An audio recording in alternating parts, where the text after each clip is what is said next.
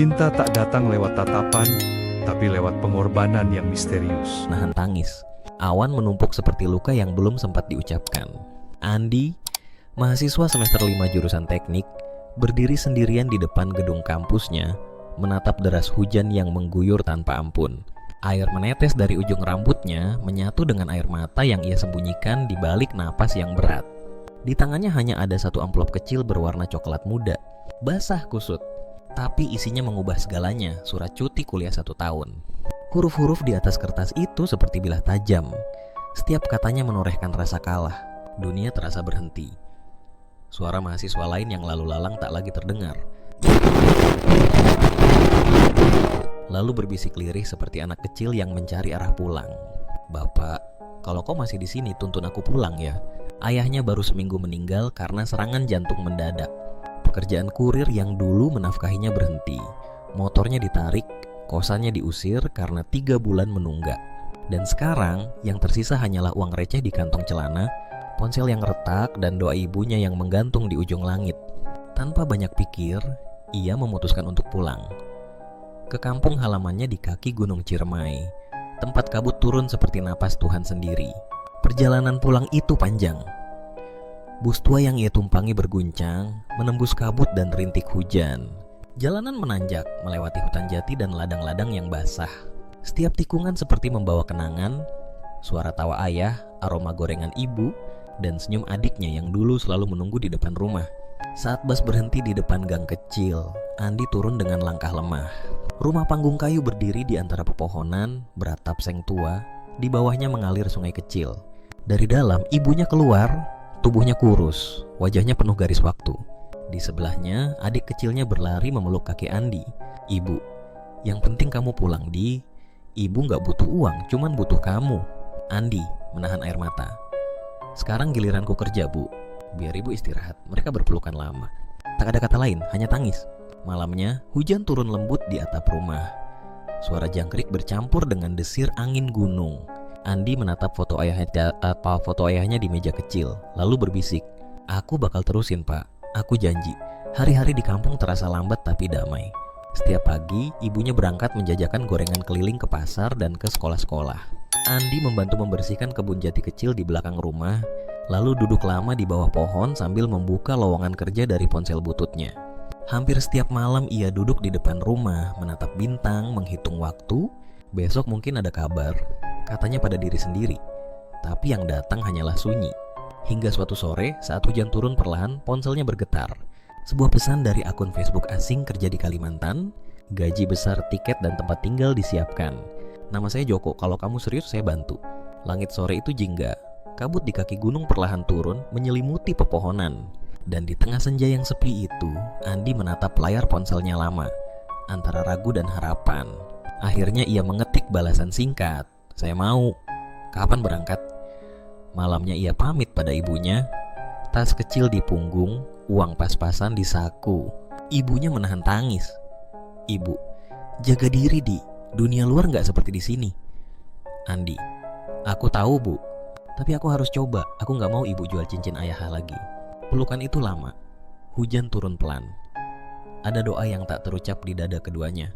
Kalimantan menyambut dengan udara panas dan aroma tanah basah. Langitnya tinggi, tapi pandangan Andi kosong. Joko, orang yang menjanjikan pekerjaan itu, menjemputnya di terminal. Awalnya ramah, banyak bicara, mengajak makan. Tapi keesokan paginya, Joko menghilang. Uang Andi raib buat ponsel, identitas, bahkan sedikit tabungan emas peninggalan ayahnya ikut lenyap. Yang tersisa hanya sebuah motor bodong dan baju di tubuhnya. Ia mengendarai motor itu tanpa arah sampai bensin habis di depan sebuah rumah besar berpagar besi hitam. Di gerbang tertulis nama keluarga Surya. Andi berteduh di bawah kanopi. Langit sore berubah kelabu, hujan turun lagi. Lalu datang suara bising dari jauh, puluhan motor berboncengan membawa bendera kecil dan obor. Mereka berhenti di depan rumah itu, meminta sumbangan, lalu melempari pagar. Suasana kacau. Polisi datang. Satpam panik. Andi ikut terjepit. "Satpam tua, udah nak, pergi dulu. Nanti aku jelasin ke Ibu Murni, jangan di sini." Namun saat ia kembali untuk mengambil motornya, seorang perempuan keluar dengan wajah marah. Bu Murni, pemilik rumah, anggun tapi tatapannya tajam. "Bu Murni, Kamu bagian dari mereka ya, mau maling di rumah saya? Andi menunduk. Enggak bu, saya cuma numpang.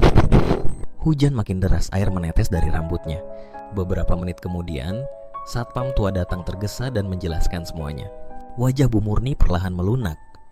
Ia menatap Andi lama, sebelum akhirnya berkata, kalau kamu butuh kerja, cuci mobil aja di sini, sekalian taman, tidur di belakang ya. Andi menatapnya tak percaya, lalu menunduk menitikan air mata. Terima kasih bu. Hari berganti minggu. Andi bekerja tanpa banyak bicara. Ia cuci mobil, bersihkan halaman, betulkan pompa air, bantu satpam jaga malam. Setiap pagi, ia disuguhi sarapan oleh Bu Murni. Pak Surya hanya mengangguk singkat setiap kali lewat, sibuk dengan urusannya sendiri. Tapi satu orang selalu mengawasinya dengan tatapan sinis, Rosa, putri mereka, cantik cerdas tapi keras kepala dan arogan. Rosa, kamu pikir kerja kayak gini bisa ubah nasib? Andi, mungkin gak bisa, tapi malu gak kan mbak? Rosa, mendengus. Sok bijak. Bu Murni sering menegur anaknya. Ros, jangan suka ngerendahin orang. Anak itu sopan, jujur, dan kerja keras. Tapi Rosa hanya diam, menatap jendela entah apa yang ia pikirkan. Suatu malam, hujan turun deras lagi. Angin berdesing, seperti bisikan sesuatu yang tak terlihat. Andi yang baru selesai mencuci mobil merasa gelisah. Entah kenapa, dadanya sesak. Tiba-tiba, suara kaca pecah jeritan. Lalu langkah-langkah berat, perampok. Dua satpam tumbang di halaman Bu Murni menjerit di dalam rumah. Andi berlari tanpa pikir. Satu pukulannya menghantam wajah perampok, darah muncrat. Tapi dua lainnya menyeretnya ke belakang, memukulinya habis-habisan, lalu mengurungnya di kamar mandi kecil tanpa ventilasi. Gelap, pengap. Andi terjatuh, napasnya tersengal. Ia berbisik di antara darah dan air mata. Tuhan, kalau ini akhirku, jagalah ibu dan adikku. Lalu sesuatu terjadi. Dari dinding retak muncul cahaya putih, silau dan bergetar. Udara jadi dingin, harum dupa menyeruak. Dari cahaya itu muncul sosok kakeknya, berpakaian putih, wajahnya teduh. Kakek, kau cucuku darahku, waktumu belum habis. Kau tak ditinggalkan nak, kau dipanggil cahaya tubuh Andi, seakan diselimuti tenaga baru. Dengan sekali dorongan, pintu kamar mandi terlempar. Ia berlari, menaklukkan perampok lainnya satu persatu. Saat polisi datang, semua selamat. Bu Murni memeluknya sambil menangis. Pak Surya terdiam, seolah tak percaya.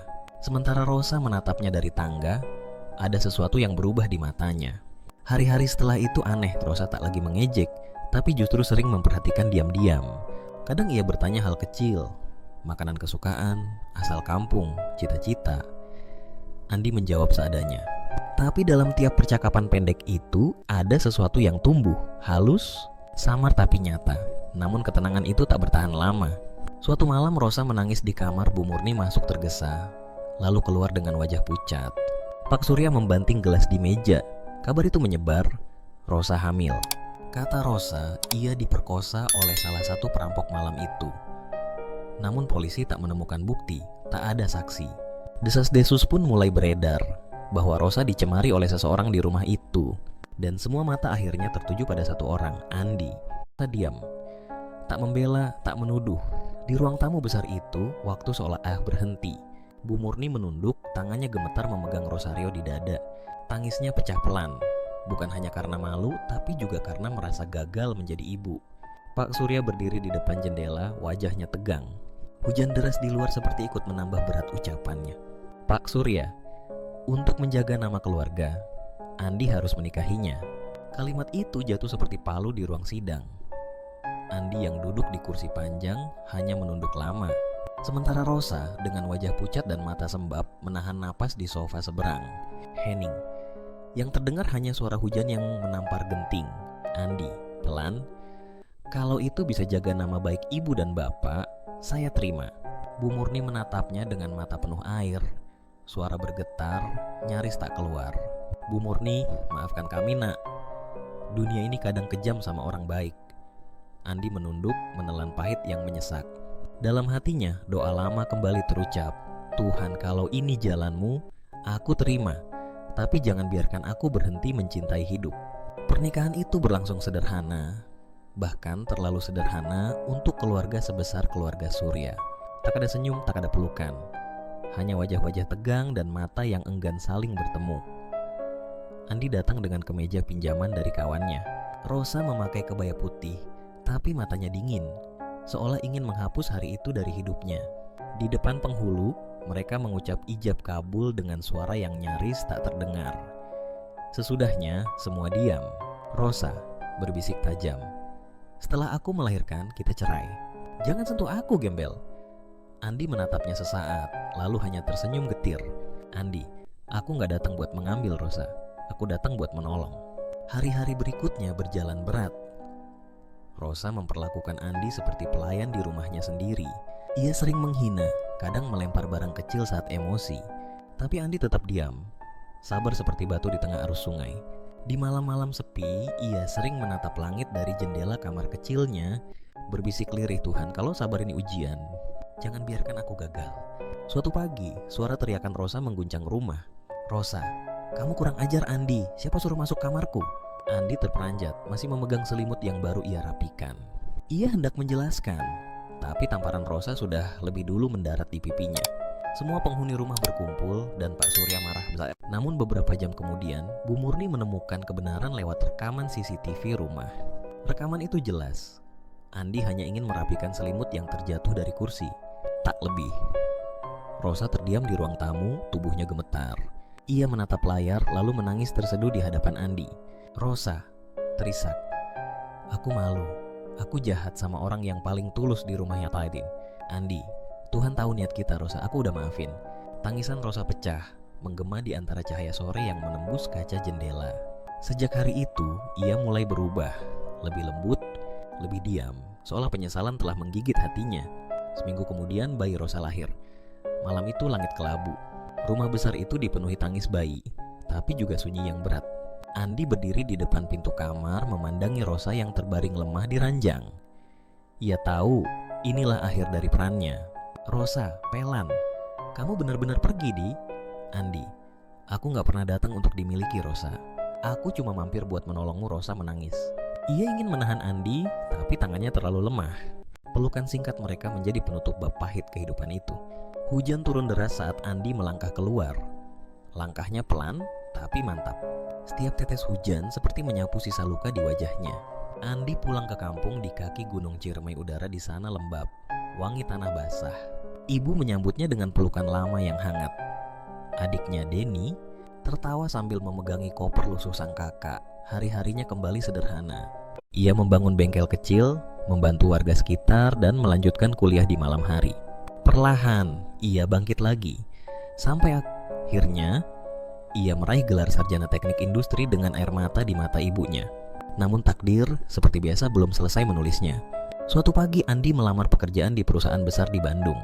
Ia tak tahu bahwa ruang direktur yang akan ia masuki itu menyimpan masa lalu. Ketika pintu terbuka, punggung wanita di kursi kulit hitam itu terasa begitu familiar. Dan saat wanita itu menoleh, dunia Andi berhenti. Rosa menangis. "Andi, akhirnya kamu datang juga." Waktu seperti terputar. Rosa kini berbeda. Lebih tenang, anggun, tapi matanya menyimpan luka dalam. Mereka bicara lama hari itu, tentang masa lalu, tentang maaf yang tertunda. "Rosa, aku pikir aku bahagia, Di, tapi aku salah. Semua hilang sejak kamu pergi." Mereka sempat kembali dekat, makan malam bersama, tertawa kecil, bahkan sempat berpelukan. Namun kebahagiaan itu singkat. Malam itu, seorang pria gagah datang ke kantor Rosa. Namanya Andra. Kekasih lama yang dulu dikira telah meninggalkannya. Dan disitulah kebenaran terkuak. Rosa tidak pernah diperkosa. Anak yang dulu dikandungnya adalah anak Andra. Andi mendengar semuanya dari balik pintu. Tak ada marah di wajahnya, hanya senyum pahit. Ia meninggalkan gedung itu malam itu juga, tanpa pamit. Kampung kembali memeluknya. Tapi malam itu, hati Andi benar-benar hancur. Ia duduk di teras rumah, menatap langit kelam, memegang cutter kecil di tangan. "Cukup Tuhan," bisiknya. "Aku capek jadi orang baik yang selalu kalah." Namun tiba-tiba, cahaya lembut menembus jendela. Sosok tua berdiri di sana. Kakeknya yang sudah lama meninggal. "Kakek, cinta manusia itu fana, Di, tapi cinta Tuhan kekal. Hidupmu belum selesai. Kau akan menemukan cahaya lain." Andi menangis, cutter itu jatuh dari tangannya. Ketika ia mengangkat wajah, sosok kakek sudah lenyap, hanya tersisa aroma dupa dan keheningan damai. Keesokan paginya, sebuah mobil berhenti di depan rumahnya. Dari dalam keluar seorang gadis berambut panjang. Yuli, teman masa kecilnya. Ibu terkejut. Yuli, ya ampun kamu makin cantik aja nak. Yuli menangis. Abah nyuruh Yuli kesini bu. Yuli gak jadi nikah. Orang itu kasar Yuli cuma mau sama Andi. Ketika Andi keluar, Yuli langsung memeluknya. Tangisnya pecah, seperti menumpahkan luka yang lama disimpan. Matahari pagi menembus kabut di kaki gunung. Dan Andi tahu, kali ini Tuhan sedang mengembalikan sesuatu yang lebih murni dari cinta, ketulusan. Beberapa bulan kemudian mereka menikah, sederhana tanpa pesta besar, tapi bahagia. Suatu siang mobil mewah berhenti di depan rumah Andi. Rosa keluar, wajahnya pucat, tubuhnya lebih kurus. Rosa, aku salah memilih. Andi, Andra pemukul, pemabuk. Aku cerai, maafkan aku. Andi tersenyum kecil. Semoga kamu nemu damai Rosa. Aku udah bertemu dengan jodoh yang sebenarnya sekarang. Hujan turun tiba-tiba, deras, dingin tapi indah. Rosa memeluk Andi sebentar, mencium pipinya, lalu pergi tanpa menoleh sambil menyerahkan bungkusan uang tebal yang tertulis dengan jelas, uang pesangon. Yuli keluar, berdiri di bawah teras. Yuli, pelan. Hatimu masih di dia? Andi menatap langit. Tidak Yul, hatiku sudah di sini di bawah hujan ini. Tuhan sudah cukupkan. Hujan makin deras, membasahi halaman, menghapus jejak langkah masa lalu. Gunung Ciremai tertutup kabut, tapi di baliknya cahaya tipis menembus awan. Seolah senyum kakek datang lagi, mengangguk tenang. Dan Andi tahu, hidupnya telah benar-benar pulang. Waktu berlalu, tapi sungai itu tetap mengalir. Kadang tenang, kadang bergemuruh, seperti hati manusia. Dito tak pernah benar-benar sembuh dari kehilangan itu. Tapi ia belajar bahwa kehilangan bukan akhir dari cinta. Kehilangan itu akan tetap membimbing untuk tetap merasakan cinta yang lain.